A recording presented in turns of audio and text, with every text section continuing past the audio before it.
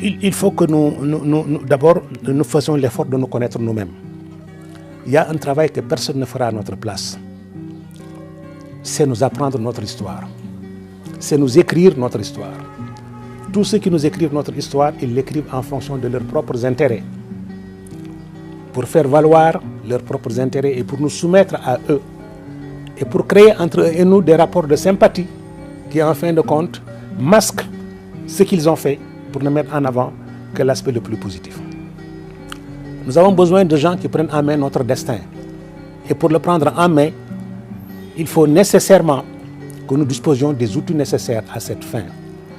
Donc il faut que nous organisions des recherches systématiques pour toutes les personnes emblématiques, toutes les figures importantes, dont le comportement, dont les gestes, dont les actes ont été déterminants dans le progrès économique, social et culturel de notre pays. Et que nous les fassions connaître, aimer, discuter, découvrir, nous les documentions dans des conditions telles que chacun de nos enfants, dès l'école maternelle, commence à savoir qui est Thierno Souleymane Baal, savoir qu'il a existé un Thierno Souleymane Baal, savoir que le Fouta a été une terre pionnière, un prélude qui a ouvert la voie, un précurseur qui a ouvert la voie, n'est-ce pas?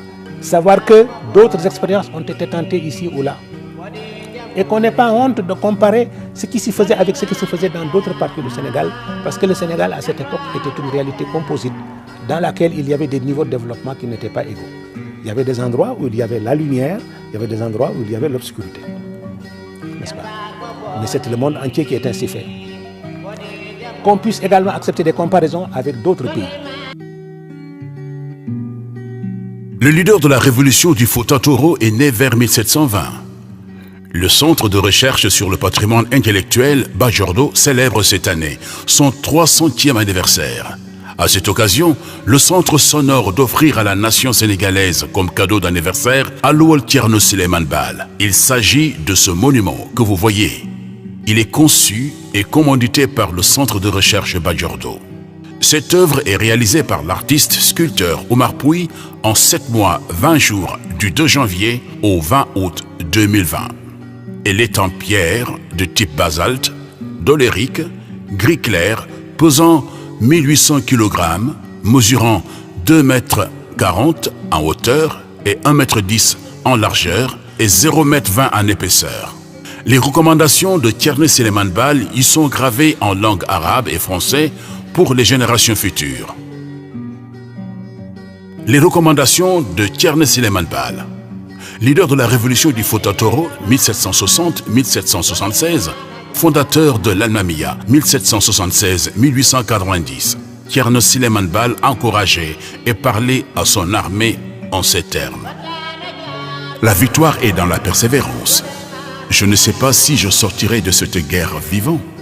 Toutefois, je vous recommande, si je ne suis plus de ce monde, de rechercher un Almami, chef désintéressé, qui ne mobilise les biens de ce monde pour sa personne ou sa postérité. Si vous le voyez s'enrichir, démettez-le et confisquez les biens qu'il a acquis. S'il refuse la démission, combattez-le et bannissez-le afin que le pouvoir ne soit pas une dynastie tyrannique. Remplacez-le par un homme compétent, quelle que soit sa lignée. Ne laissez aucune tribu conserver le pouvoir afin qu'elle ne le revendique pas comme un héritage. N'intronisez qu'un méritant. Ne tuez ni enfant ni vieillard. Ne dénudez aucune femme. Cela est pire que de la tuer.